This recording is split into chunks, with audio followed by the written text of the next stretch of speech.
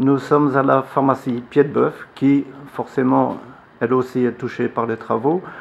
Le gros des nuisances n'a pas encore commencé, puisque nous sommes encore avec un trafic qui est accepté dans les deux sens, mais ne le sera plus à partir de lundi. Est-ce que vous pouvez tirer un premier bilan ou faire le point?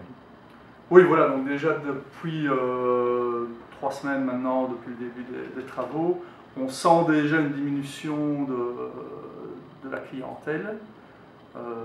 Donc évidemment, c'est un peu problématique étant donné les investissements que j'ai réalisés ici. Oui, vous venez de déménager de l'endroit justement. De l'endroit concerné. Donc justement, moi j'ai déménagé de l'endroit concerné parce que j'étais vraiment en plein milieu des travaux avec l'ancienne pharmacie.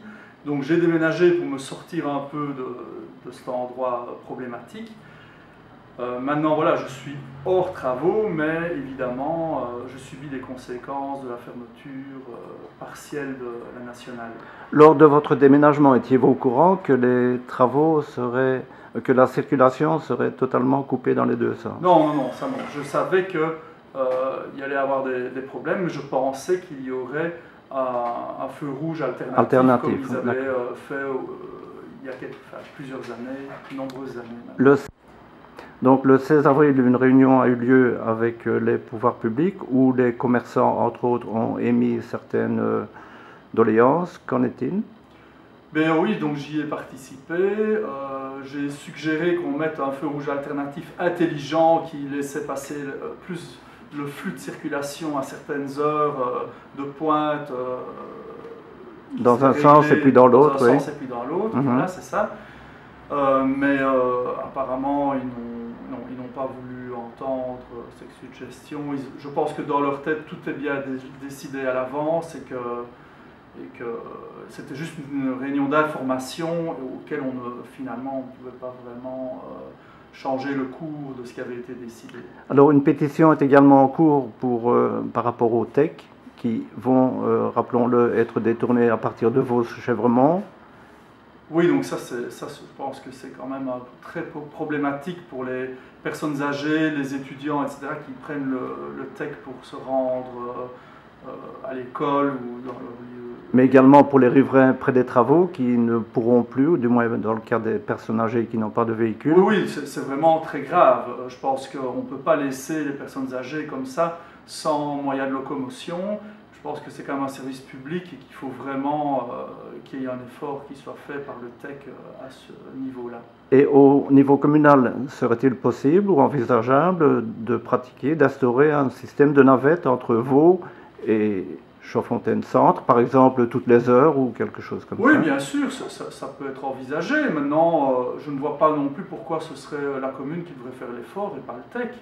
Voilà, les gens ont payé leur abonnement pour avoir droit au bus et ils y ont droit. Donc vous privilégiez éventuellement un système de navette entre la place Foggen et le casino, par exemple? Oui, ça ce serait chouette. Oui, oui. Il y a tout à fait possibilité, même que le bus fasse demi-tour, notamment devant le restaurant chinois. Il y a totalement la place là, sans aucune difficulté.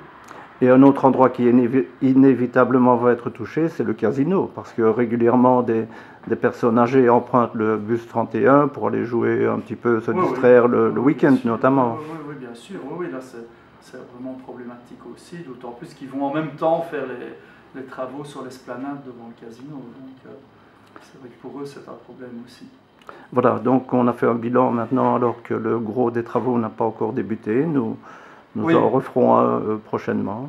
Alors moi, ce que je vais dire, c'est que j'ai quand même dans ma clientèle la moitié d'habitants de Chaudfontaine et l'autre moitié qui sont des personnes qui sont de passage oui. Et qui s'arrêtent lors de passage. Donc ça veut dire que là, si la route est fermée, je vais perdre la moitié de ma clientèle. C'est vraiment très très grave. Très grave. Des dates ont-elles été communiquées au sujet de la fermeture totale? On parle de 60 jours, mais on parle aussi de définitif. Avez-vous une information?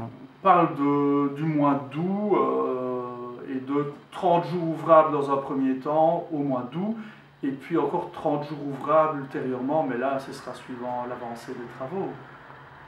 Mais j'espère pas définitif, parce que ce serait vraiment une grosse catastrophe. Ok, nous referons le point plus tard. Merci. Merci.